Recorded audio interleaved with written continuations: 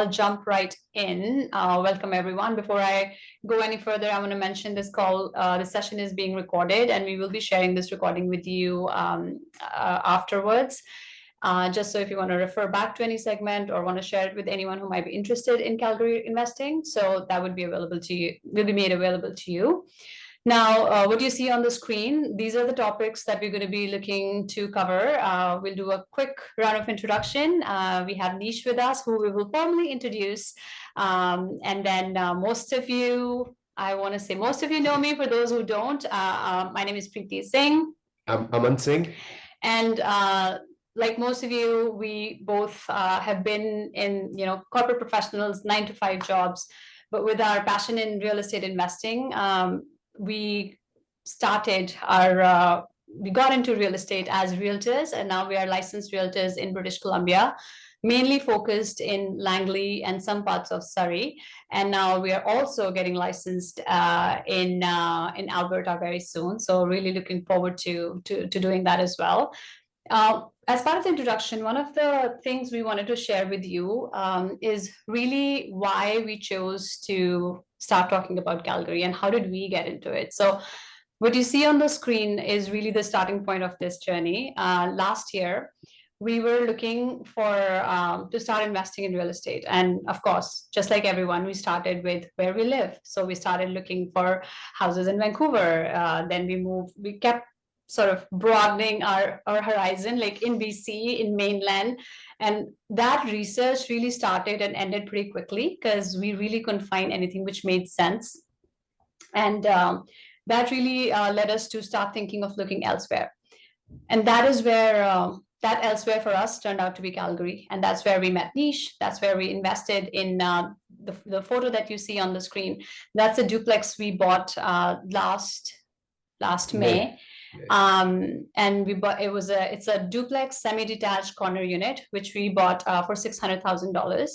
And we closed on it this March. So in less than 1 year, we saw an appreciation of around $70,000. So which is really one of the things that got us excited. And conservatively, if we see year-over-year return, we are looking at something between 20 to 30%, very conservative numbers, which is pretty good if we see if you compare it with other financial instruments out there.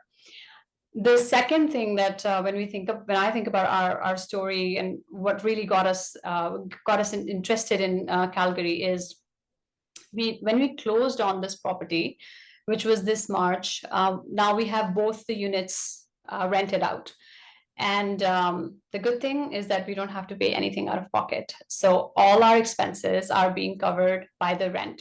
So when I say all expenses, it's mortgage, insurance, property tax, utilities, what else? I think, yeah, so all these big items are covered by the rent. So it's not really in any way a liability for us to pay anything out of pocket. And as we see rents increasing next year, and as we see the interest rates going down, we're really looking forward to a heavier cash flow. We're looking forward to a better rate of return on investment. So that's something that I definitely wanted to highlight, why we're talking about Calgary today. And the last thing on this is the hesitation that we had, right? Yeah, is really one of the concern that we had was like, being in BC, investing in Calgary, how will we manage the property? So we didn't want to take flights to Calgary to book to do any of that. And luckily, we didn't have to fly out to Calgary to close the deal. It was virtual. Everything was virtual. We got the possession. That possession was also done virtually. The tenants, the renting in, all of that was done virtually. And because of some property management benefits that we got as part of the deal. So I think those were some of the highlights from our story, from our journey that we wanted to share as we sort of kick in and talk more about Calgary. Exactly. And that's what it is, that we found the cheat code, one of the cheat codes, I would say, on real estate investing. And that's why Niesh and us, we are here to share that with you. So Niesh has joined us from Toronto. So he himself has done over 300 transactions, helping people like us that goes around to like $200 million in money. But not only that, he himself is heavily invested in Calgary. So he has done 7 properties for himself in that area. So that means we are also walking the talk over here. Yep. So with that, Niesh, we'll hand it over to you. Just 2 quick items I want to share for all the attendees who are listening in. One, we want to keep this session as interactive as possible. We would love for you to just use the chat function, use the Q&A function to just drop in your question. Don't wait till the Q&A at the end. So just drop in any questions that come to mind, and we'll do our best to address them as we go along. And the second thing is we will cover a lot of topics today, but there definitely would be some things where some of you may want to follow up, like if there are any specifics around the areas that we're talking about, if there's specific around any financials, numbers that you want to know more, we have shared a Calendly link. So just feel free to look at that link, book a 30-minute session with us, and then we'll be happy to talk through the details. And so the with financials, that, over to you, Niesh. Fantastic. Well, thank you both. I really appreciate you giving me the opportunity to chat with you and also to share my journey with your friends, professional colleagues, and other members that have expressed interest in looking at Calgary. So before I get into the core of what we're going to be talking about, a very quick introduction into myself and the brokerage that I represent. So I am part of RE/MAX Wealth Builders. We are based in Toronto and much further away from Calgary than most of you are. So hopefully that adds a little bit of confidence in investing out of province.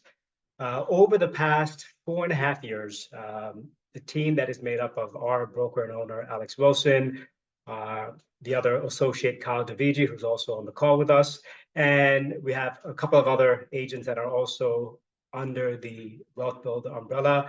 We have helped over 1,200 people secure investment properties in Calgary, and that's just in the last 4.5 years. And this equates to nearly $500 million in revenue. Our team, and this is what I think all of us are most proud of, separate from our accolades, we have invested collectively in over 20 properties ourselves. So this is really a case where we're walking the talk. We are not going to ask anyone that we deal with to invest into any area or into a developer that we haven't done ourselves. And I think this is really the important piece, is because we've traveled the journey of being investors out there, and through our experience, we are able to share the do's and don'ts and share what makes investing in Calgary successful. Now, a bit more about me. I know Aman and Preeti already mentioned it, but I'll talk a little bit about my background. I've been investing in real estate since 2006. I bought my very first property back in 2006 after my wife and I got married. Our next property in Toronto was in 2018, a big gap, a 12-year gap between investments. And the last 7 properties that we invested in, whether it's ourselves or with our family, all 7 of those properties had been in the last 3 years in Calgary. We opted not to look in the Toronto market, which is very similar to the Vancouver market, simply because it was out of reach and we didn't see the same type of returns that we were expecting to see out in Calgary. On top of my experience as a realtor helping people invest, I also am a resale agent in the Greater Toronto Area, and I've been extremely fortunate to work with a team that has helped me get to a position where I'm part of the 1% of realtors for overall sales for the last 3 years. Already hit that mark in 2024, so I'll be able to add that to next year's slides. And this is really out of over 75,000 realtors that work in the Toronto Real Estate Board. Prior to my time as a real estate agent, very similar to Aman and Preeti, I was also in a corporate setting. I was a director of sales and operations for an entertainment company. And unfortunately, what happened when COVID hit, we were operating a type of business that was not sustainable through COVID. So we essentially, our revenues turned off overnight. Thankfully, I started my journey into becoming a real estate agent prior to COVID. So as soon as the company dissolved, which was October of 2020, I had my license in hand in November of that same year. So timing was fantastic. And really, the real win and power of looking at a market like Alberta and Calgary specifically is there's so many different ways that you can start building your real estate portfolio and scaling it quickly. And you're going to be able to do that by using some of the incentives, like putting a low amount of capital down. You don't have to put 20% down right away like you would with a resale property. You can do so with as little as 5% down, let your property appreciate for a number of years, and then of course you come up with the remaining balance. But this way you're able to stagger your investment so you can really build a portfolio quite quickly. Similar to what the both of you did at the beginning of this presentation, you were transparent with your portfolio, which I'm going to be now as well. And this is my current real estate holdings.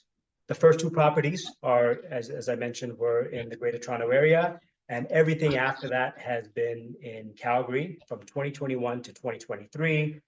Currently, today's value based on recent sales, as early or as recent as September, we've been able to update these slides, and my current real estate portfolio is over $5.3 million in value. And then if you look over a 30-year term, which is generally the mortgage term that you pick up to secure these mortgages or secure these properties, with a very conservative 3% year-over-year growth, I'm looking at just under $13 million. And I know the real estate market is going to appreciate more than 3% annually. But again, we want to be on the safe side and under promise and over deliver. So that is my portfolio. You'll see a few properties highlighted in yellow. Maybe it's not that visible on screen, but it's really the first 5. These 5 properties have been purchased in the east part of Calgary or the northeast part of Calgary. This is also where we have 2 of our newest projects that are available. And I'm really highlighting this area because it is really where I've seen the biggest growth. They are my best performing assets so far, given what I had in terms of funding to buy these properties. If I had the money to buy what Aman and Preeti did when I first started, I absolutely would. But this is really where you're going to see a tremendous amount of growth, and we will share those opportunities with you as we get to that part of the presentation. Preeti, I'm not looking at the chat, so if any questions come up that are relevant to kind of what we're talking about, feel free to interrupt me and just guide me with the question. I'll be happy to answer. Sounds good. So far, we're getting a couple of questions on how to manage and also on the areas, which I know you will cover. So we'll do that. Yes. Yeah, we absolutely get to that. I may forget to cover the management part, but we have property management companies that we work with very closely to manage our properties because I don't want to be a landlord. But in addition to that, a lot of the projects that we are offering, there are incentives that offer free property management, so you don't need to worry about that as well. The options are there for you to explore. Perfect. So let's move along to look at the fundamentals of investing. There are 3 fundamentals that I look at when we talk about investing in real estate. The first part, of course, is going to be location. Now, this doesn't mean it has to be proximity to where you live. It doesn't always work well to find a property that's close to where you live simply for the convenience of driving there. If it doesn't provide the same type of financial return, then you may want to look elsewhere, which is what we did. So looking at the location, why Calgary? I mean, many people that I talked to initially when we started to sell Calgary, they were like, Calgary, what's the point of investing out there? There's nothing out there. Well, as I did my research and as I purchased properties, of course, I'm going to do the homework, right? I'm not going to invest my hard-earned money, and we don't expect anyone to invest theirs either until they feel fully comfortable with where they're putting their money. So as much as we're going to, have our soapbox moment to talk to you all about investing in Calgary, I always recommend people to do their own research, dig in, look at the numbers, trust us, of course, but verify the things that we're saying are accurate. And you can always come back to us and get clarification if you have any questions.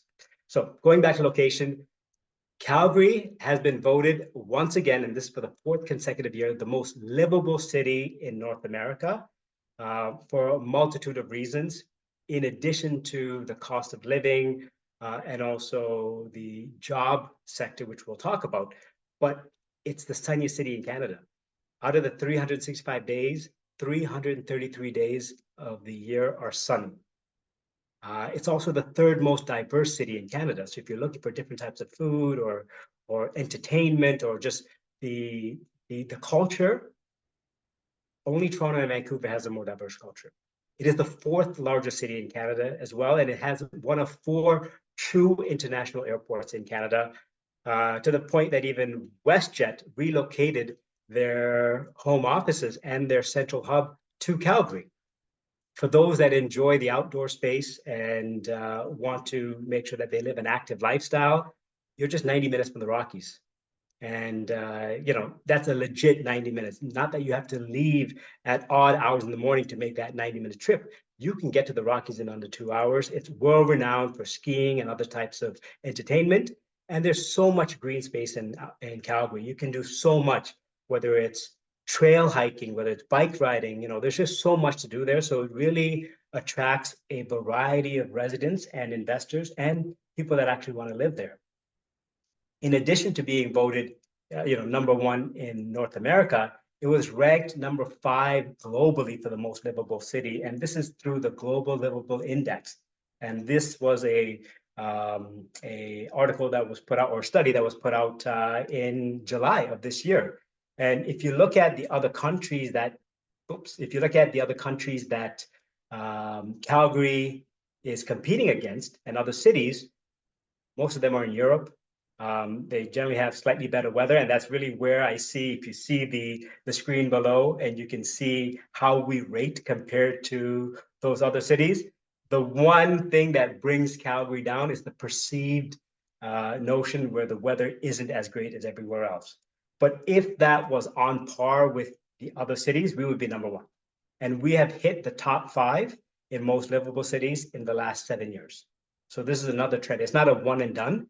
People want to move to Calgary because of all the things that Calgary has to offer, in addition to the things like we talked about, which are jobs, job security, but also the cost of living. So this is a major reason we are looking at Calgary more and more as a family. I try to yell as much as possible when I'm around people that Calgary is the place to invest. And I love sharing these stats, and it really helps bring things together when people talk about location. So there it is. Any questions, Preeti, about the location component of Calgary? There's this one comment, which I'm reading right. There are talks about Calgary being overrated in terms of dollar value. Is that true? If not, why so? I don't think I understand the question. When they say overrated in dollar value. Overrated in terms of dollar value. Yeah, I'm not clear. So if I'm talking to the one whose question it is, so if you want to share some more detail, what exactly do you mean by being overrated? Just give us some more context, and we'll come back to answer this question. Fantastic. Yeah, we have I mean, the value of the homes is already overpriced. That's what she's saying. Well, I think there's really no way to say that. If people are buying property for the price that they're buying, and it's not because they're getting a 1% interest rate, which was the case 3 years ago when people were buying homes at an inflated cost because the borrowing power was so much better. In the environment that we're living in today, where interest rates have never been higher, I don't say so. I think it's undervalued. I think as interest rates start to come down, you're going to see the value of property continue to skyrocket. And it's a great segue to talking about the actual economics and why things are happening in Calgary that justify the increase in value of property. So going to the second fundamental is the economics, right? It's why are people moving to Calgary? Like, what's the reason people are moving to Calgary? And we will get into those finer points, but let's take a look at some of the numbers, right? As of this year, Alberta's population was just under 5 million people. However, when you look at the increase compared to other provinces, it's like percentage-wise, it's out of this world. The interprovincial migration and also people moving into Alberta from other parts of the world, they're the highest in Canada. Like, those numbers are staggering to see. I didn't want to put them here because I didn't have the most up-to-date numbers, but from what I remember, I did a previous webinar and some content a while back. Alberta was number one, head and shoulders. They were the only one that saw a net increase compared to all other provinces, and not a small net increase. I'm talking double-digit net increases in terms of the population of interprovincial migration. So people want to move here, both interprovincially, but also from the global markets. They want to come to Calgary specifically. People are moving to Alberta, of course, but the majority of those people are definitely moving to Calgary.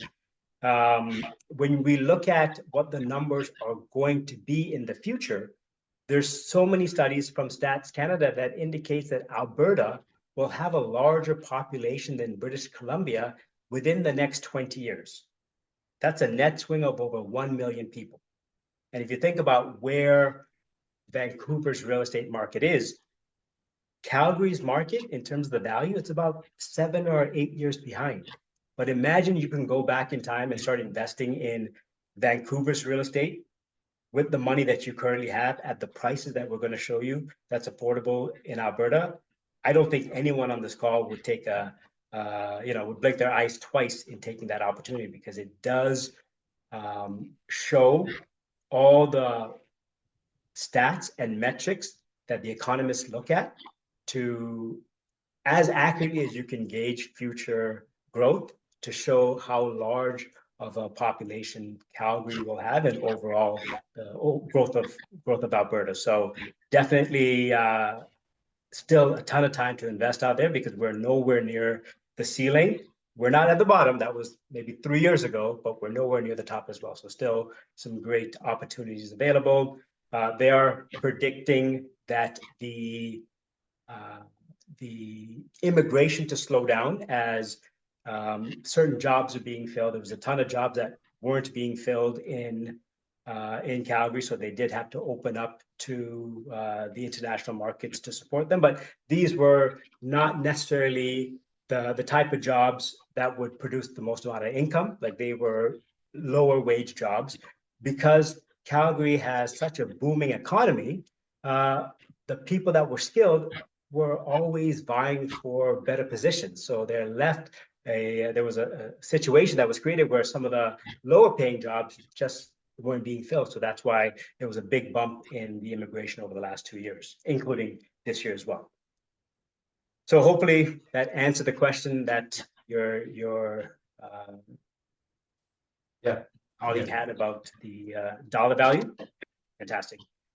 So these next two slides, my colleague actually collected them for a webinar that we hosted last week. And it talks about the growth in the job market, specifically the tech sector. As many of you are aware, Alberta is not only oil and gas anymore, their tech sector has blown up. And that's because of the restrictions that have been taken away, where government of Alberta really wants people to come and invest. They are creating an ecosystem where people that have ingenuity, that have creativity, that are driven, are able to succeed. They're not taxed the same way that we are taxed here in Ontario, or you folks over there in BC. The corporate tax rate is only 8% in Alberta, as opposed to 12% in Ontario. And I'm thinking it's very, very similar in Vancouver, probably 11 to 12% as well. So it makes it friendly for business to come and invest. There's also additional growth in immigration because of these tech jobs. Now you have positions that are opening up for individuals that are skilled in the STEM fields: science, technology, engineering, and math. All those fields are the ones that are growing much faster than other industries. So the fact that immigration is still happening, and immigration is happening for people that are skilled and are able to contribute to the tapestry of Calgary's economy, just means that there's going to be more money in Calgary. And people are going to be spending more because they're going to be able to make more, which is another reason why the housing market in Calgary has been as strong as it's been over the last 4 years, and it's continued to go in that trend. So we're still quite bullish about the properties. Values have gone up, prices have gone up. But one thing I do want to mention, and I forgot to do this earlier, the duplex that you purchased, one sold, I think, at the end of August for $720,000. and that was in the same neighborhood that you folks bought yours. It had the legal basement, which adds to your income potential. But all of this is still happening while interest rates are still high. So you can only imagine as they start to stabilize and get lower and lower, what the property values are going to look like as people's affordability and their buying power also starts to increase. So the growth in immigration is happening for the right reasons. The right jobs are being created. And, you know, there are people that are starting companies. So looking at what are called unicorns, these are the companies that have recently gotten to that $1 billion evaluation mark, and they're being bought by other larger companies. Neo Financial is one of them. ShareWorks by Morgan Stanley, Benevity. There's two other ones. I don't know who these guys are. I wish my colleague Kyle was here to do this little section for me because he's a whiz at this. But these are big time companies that started off as smaller companies that were startups, but because of the environment created in Calgary for people to thrive as entrepreneurs, they're able to get to these points and start really making a dent in the high-tech sector. You also have your Fortune 500 companies, your multi-billion-dollar companies that have also expanded in Calgary. Amazon opened their cloud computing hub in Calgary. This is only the second one in Canada, the other being in Montreal. That's created over 900 jobs. TELUS, the 60-story state-of-the-art building that's in downtown Calgary, they hired 8,500 people in Alberta in high-paying positions. And they're also part of the $17 billion investment in the operations sector that Alberta has funded. So again, not just companies are investing in the city, but the province is as well. As we mentioned a little earlier, WestJet, they moved their hub to Calgary, and they've relocated all of their 787 Dreamliners, which are the big boys, to Calgary as their hub for operations, and this has created well over 1,000 jobs. So that's another exciting component. Then you have your financial institutions and industry giants that have also set up their home bases and large operating centers in Calgary that are creating jobs. Because of the wealth in Calgary, you need to have people to manage wealth, right? So you're going to start seeing financial planners and other wealth specialists that also expand to a city where there's going to be money. And people need to know how to invest that money properly, because not investing in their own real estate, they're probably going to need some help investing elsewhere. And this is, again, building and continually adding to the job strength and integrity of Calgary's job market and economic system. And finally, last but not least, international companies. You have companies from Southeast Asia, like India, that are investing heavily in the city. So they are bringing their operations, their North American operations, to Calgary because of the tax benefits and low regulations with unnecessary restrictions. So when they do this, they're not only hiring Calgarians, but they're also relocating their own staff members, at least for a few years, to allow the integration to happen. And what do all of these people need when they're in Calgary? They're going to need places to live. And this is really where the phrase roofs over heads and why you want to invest in roofs over heads really comes together, because the number of heads are growing so much that there's not enough roofs. So if you can get in and secure yourself some units before the prices become more like what you're seeing in your own city, then now is the time to do so, because people need places to live. Aman and Preeti, I know I've been chatting it up. Any questions you have or any comments you want to make before we move on? All good. No more questions for so far. Perfect. All right. So the last piece that I want to share with you, and this is only something that happened this year, was the completion of the Trans Mountain Pipeline. So yes, oil and gas. Sorry to interrupt you, but there is just when We said no questions. There's a question that popped, and it looks like not everybody is able to see. There's some setting where only hosts and panelists are able to see the questions. I'm just going to read it out loud. I'd love to know more about management expenses, property management expenses, I'm assuming. Number two, what types of properties, condos or single family homes or multifamily units, what type of properties out of these provide the best return in Calgary? Then the third part of the question is, what are some of the current regulations around short-term rentals and Airbnb? So the first two, I think, would require a broader scope in my answer. So we can say that when we talk about the different opportunities. When it comes to short-term rentals and Airbnbs, Alberta as a province, they don't have regulations preventing people from having short-term rentals. When you get to the individual municipalities and cities, they don't have restrictions either. The only time you're going to see restrictions is when there's a condo corporation that decides as a condo board that they don't want to allow short-term rentals and Airbnbs in their condo. Now, the majority of condos that have this type of approach are the ones that are highly owner-occupied, because as an owner, if you're living in your condo and there's a high percentage of owners that want to live there, then yes, they can ratify any bylaw if there's enough votes to change that bylaw. But these are investment properties, right? So as investors, it would be counterproductive to implement anything along those lines, because you are really minimizing your ability to make money as an investor. So when it comes to regulations, restrictions on Airbnbs and short-term rentals, Calgary will have the least amount of those regulations when you compare that to any major city across Canada. And we have a great partner that we work with. So if your strategy is to ever look at short-term rentals as opposed to a long-term tenant, then we can help set up a introduction where you can get your questions answered and decide if that's the way you want to go. Perfect. The last piece to kind of put all of this together is the Trans-Canada Pipeline, the Trans Mountain Pipeline, which completed back in May. Previous to that, we were only able to get about 300,000 barrels a day to Vancouver and out to the ports, whether it's through the southern, western US states or to Europe.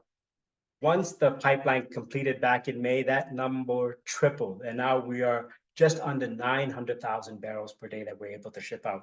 So what does that mean? Well, that means we can now start charging market rate for our oil. Because we have the supply, we're not going to have to discount people to buy our oil. We can buy oil that is on par with other major nations and what they're selling it for. So that tremendously impacts the economy of Alberta. It adds to their financial budget, and they are probably the only province that has a surplus. I'm guessing, well, I know Ontario and Vancouver, we have deficits, significant deficits, but Alberta has a surplus because of things like the increase in oil production. Also, the surrounding businesses that support oil and gas, like the high-tech sector, the manufacturing department, the transportation sectors, all of those areas are seeing growth now as well, because we're no longer limited to only providing our oil to the US through the Keystone Pipeline. We can get our oil and a meaningful amount of that oil over to the European markets where there's a ton of volatility. And Canada has the highest oil reserves when you're looking at nations that are not run by dictators, right? So we live in a democratic country. The other oil reserves are in Venezuela, the Middle East, and Russia, and we all know they're not too stable, and they probably won't be for a while. So there's a higher level of trust and confidence with the international markets buying our oil, which will, of course, help boost our economy in many different ways, not just in oil and gas. So those are some of the economical factors. And now leading into the third fundamental is the market.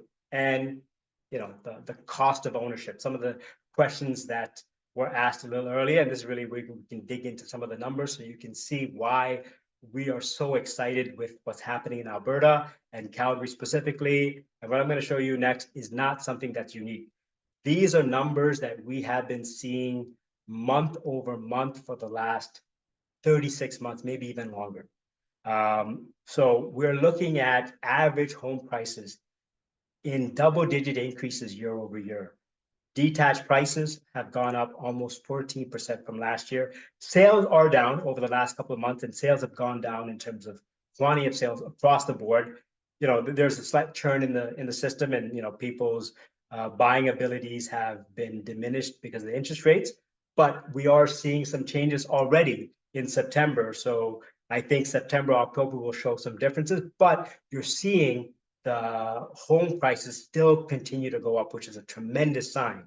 We're looking at semi-detached properties, and this is, Aman, what you and Preeti invested in. These are just the average detached prices at just under $660,000. And folks, we can get you brand new properties with legal income suites for less than what you can buy on the resale market. And that's unheard of. This is a very unique time in Calgary's real estate market where you can buy a property, put down much less than 20%, let that property appreciate, and you're doing so for a price that's committed to, that won't go up in terms of your purchase, but the value of that property goes up tremendously. So this is really where the comment made earlier about where to invest in and what type of vehicles to invest in. This is the only type of investment that you can actually experience leverage. Your down payment will appreciate on the total purchase price of the home. And that's really how you can exponentially grow the equity in your investment. It's by looking at different opportunities like this, which we will share. The next two categories are townhomes. Townhomes have also gone up in price. They're averaging just over $460,000 compared to, today, and they've gone up 11% since last year. And condos have seen the strongest level of growth, up 14%. Condos priced at $353,000. That number might seem low when we're looking at some of the options out there, but keep in mind the makeup of condos, the overwhelming majority of these condos are 20 or 30 years old. Right? There's only a small number of condos that are new within the first 5-year range. So you will have condos that have a lower value because they're much older. But as you start looking at some of the more, the more newer condos that have the bells and whistles, they're significantly more in value than what we're seeing here. Oh, I see a hand. We have a question around. Two questions. We have two questions. One is, what is the average time taken in market to sell this kind of invested properties? That's very important. I like that. It's a great question. So you're really talking about days on market, right? Like that's what you're looking at. So investment properties, so I'm guessing you're also referring to a new property. They will stay on the market for much shorter time periods than a resale property. Caveat to that is you need to work with a knowledgeable realtor that will price the property properly, strategically, and showcase it in a way that it needs to be showcased. And we have team members in Calgary that are boots on the ground that do this for us, that are part of the Wealth Builder team. So they do things extremely well. Her name is Kripa. She's on the call today as well. So, we can answer those questions as in detail as you need us to. But the current days on market, I still think it's less than 2 months in today's environment. I don't recommend that you sell your property as soon as you take possession because there are tax implications and you don't really maximize your investment. You want to wait at least 1 year to see the growth in the property and also to minimize the amount you need to pay the Canadian government in taxes. But saying all of that, if you're looking at days on market, Calgary has a absorption rate of, I think, 2 months. So there's only about 2 months of inventory on the market, which is significantly lower than any other major market in Canada.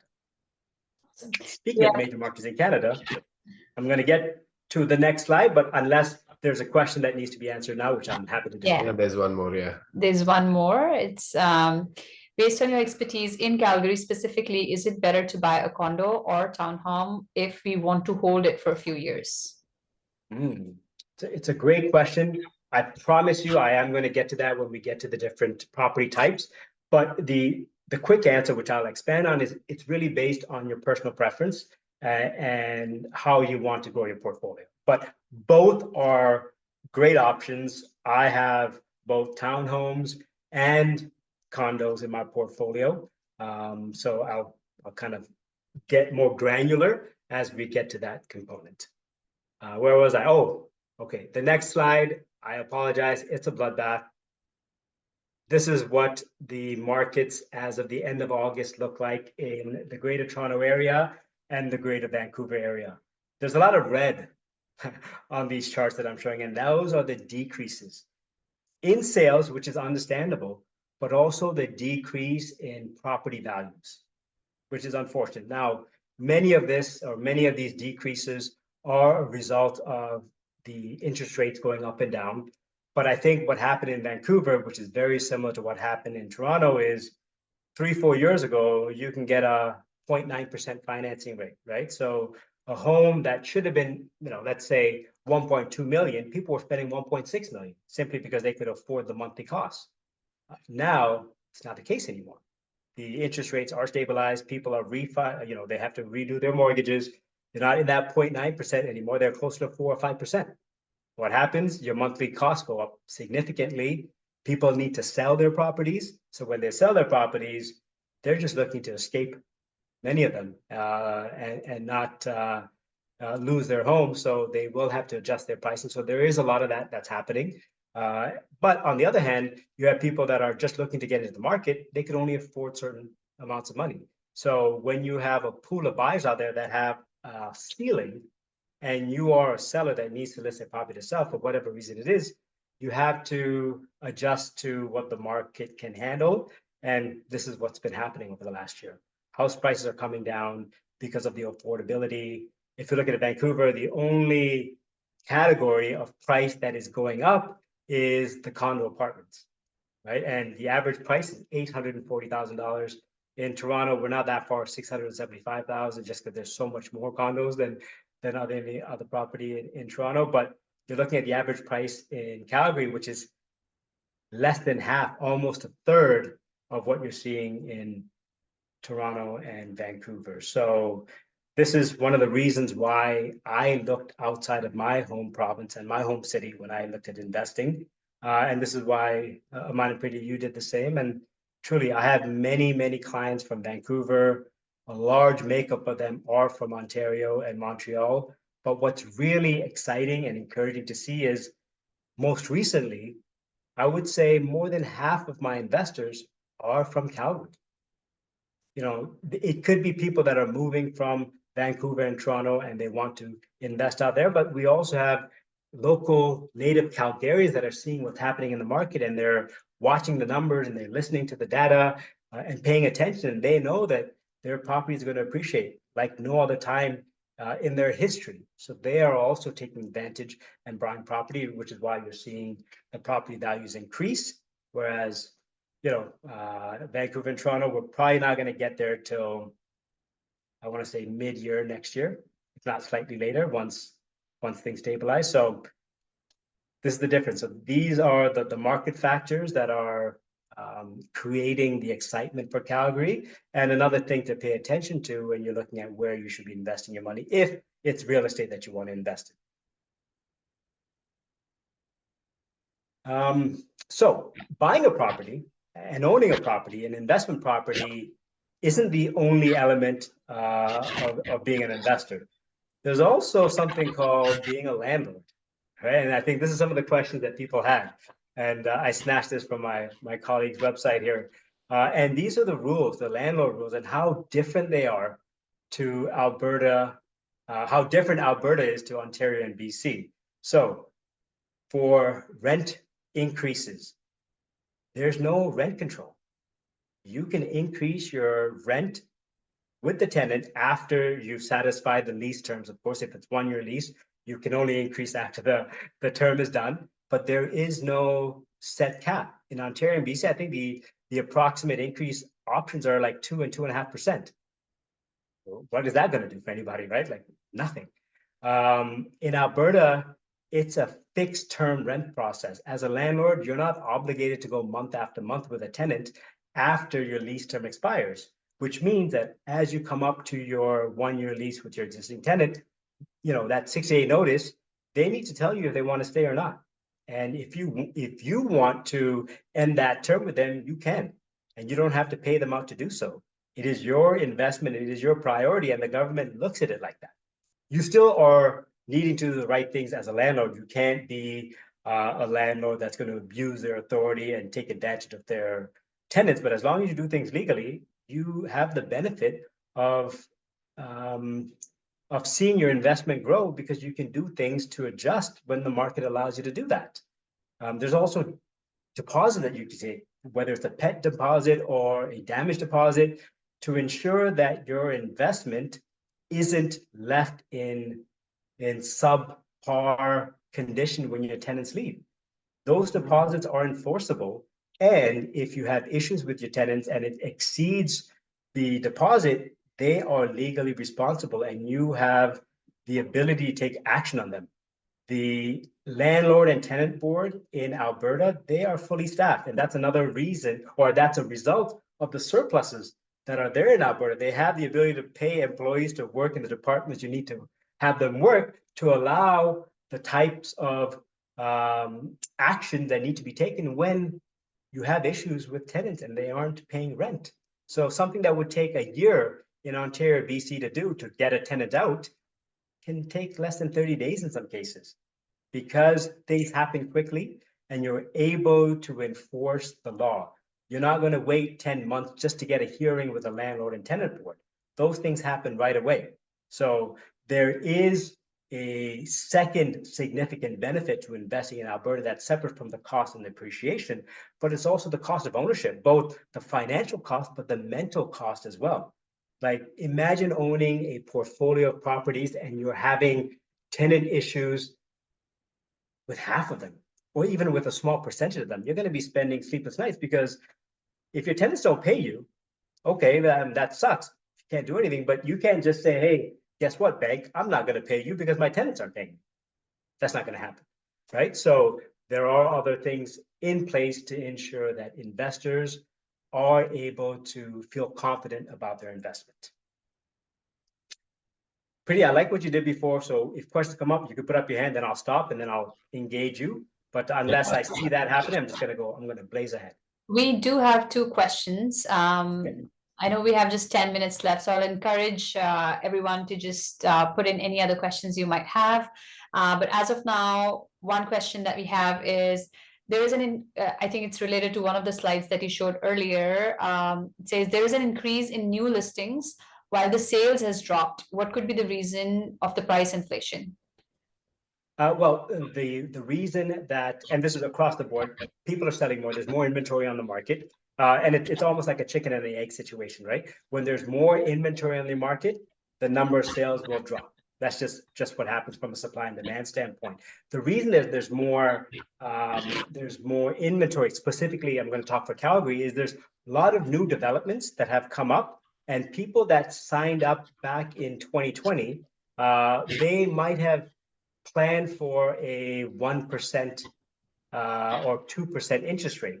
Now, when they see that, man, I might only be able to get a 5 or 6% interest rate, the math may not work for them. The math that they did initially may not work for them. So they're like, okay, well, let me put my property on the market to sell it and make some money. Now, I also think that this is a scenario where they're not being educated, maybe as well as they should be by their real estate agent, because if you do sell a property before you own it for 1 year, there are significant tax implications that people just aren't aware of.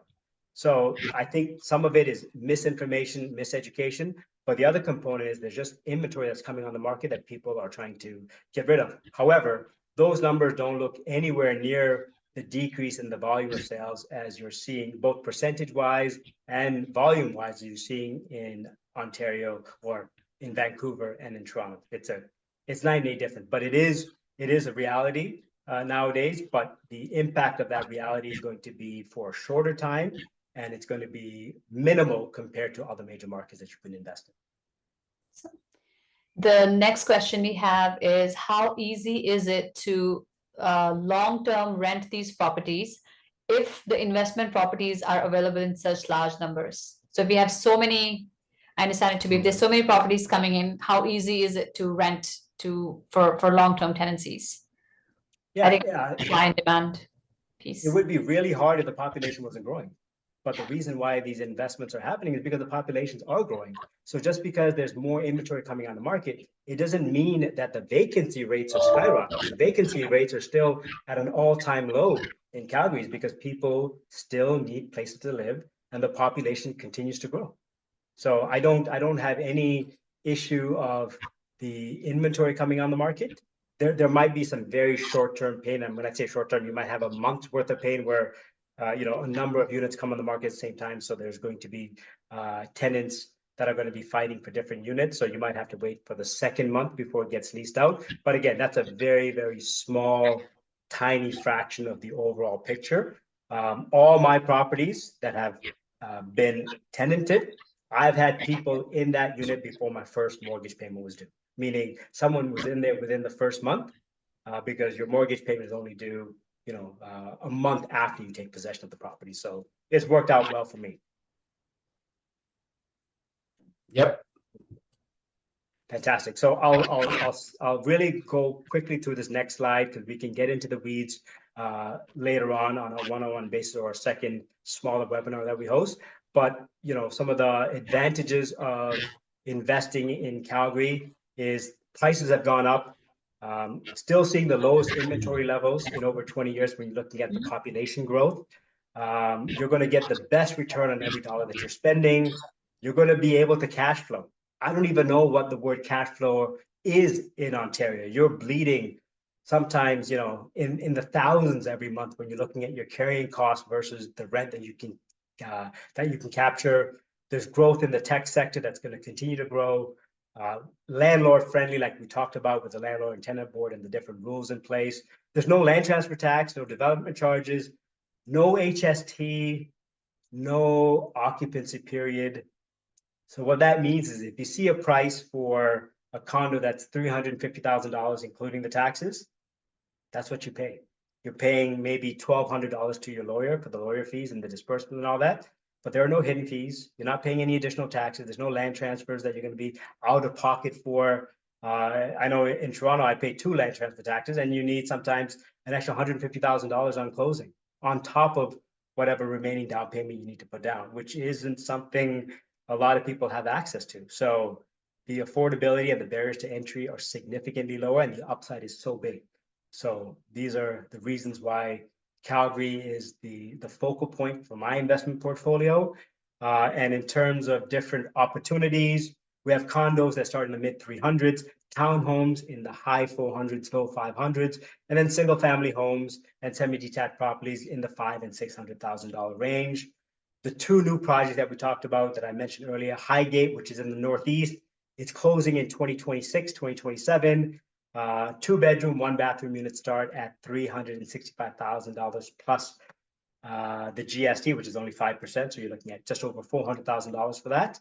And then you can all take a look at what the different price points are for the different unit styles. And the higher you go, there's about a $2,000 increase. And being phase 1 for HIGHGATE, you will see the best prices and incentives, because as you get into different phases, 2, 3, and 4, prices will go up and the incentives slightly get adjusted, and you're not necessarily seeing the best or the ideal selection of units because the best ones usually get taken first. Phenomenal incentive package. You can go with as little as 5% down with this, where it doesn't give you any incentives, but your initial capital is going to be a lot lower. So you can use that option to scale your portfolio faster and just stagger your closings over a few years, depending on which projects you have interested in or you have interest in. But then you look at the traditional 10 and 20% down options on the purchase, and that's where you get into the really great incentives where you don't pay condo fees for 2 years. You get free property management, you get a rental guarantee where the developer will rent the unit back for you for the set number of years, and they pay you directly and they will go and find a tenant. And of course, the more you put down, the more goodies and freebies that you get, like parking and locker, and information is there. This information will be shared with everybody post webinar, so don't need to take furious notes. You will get a copy of this. A very quick cash flow analysis using a 4% variable rate, which is something I think will be easily achievable at the end of 2026. I think right now we're 4.5 or 4.25 approximately. That's the overnight rate today.